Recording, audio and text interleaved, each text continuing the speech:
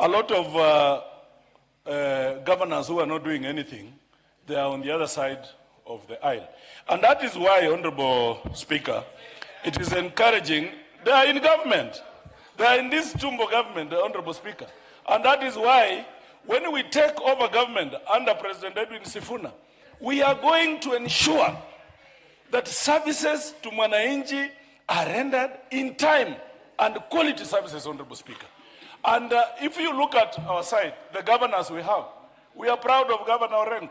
We are proud of Governor Natembea. We are proud of Governor Irungu Kangata. They are doing a good job, Honorable Speaker. They are working for this country. We are asking for accountability from governors. Do you want to be informed by CNN? I can't be informed by people who rely on their stomachs, Madam Speaker. We can't. We cannot. So we want to implore on governors, Madam Speaker. So, jokes aside, we want accountability. We want accountability. We want services. The other day, they are fighting us over roads money, Madam Speaker. And when you go to our villages, the roads that are being done are done by Kera.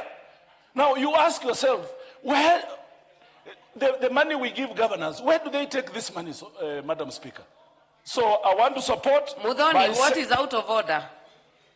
Madam Speaker, I'm shocked that the member is talking of governors, and that means he is putting all of them in the same blanket.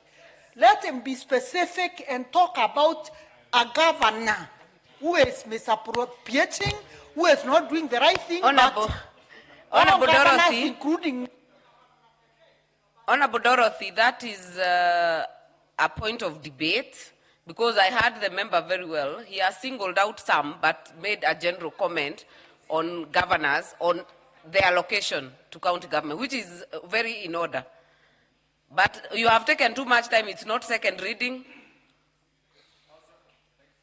As I finish, Honorable Speaker, I think we'll have to induct the Honorable Member. Do not go there. Honorable Wamboka, you and Honorable Mudhoni are serving in this house for the first time. You are the same level.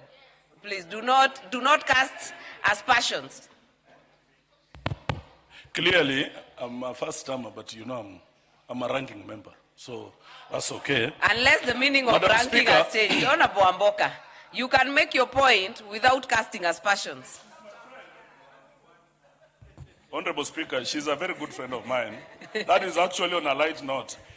Madam Speaker, the point remains, can the governors be accountable for the monies that are appropriated into counties? That is the point we are putting to this floor. And it cuts across all governors. Thank you, and I support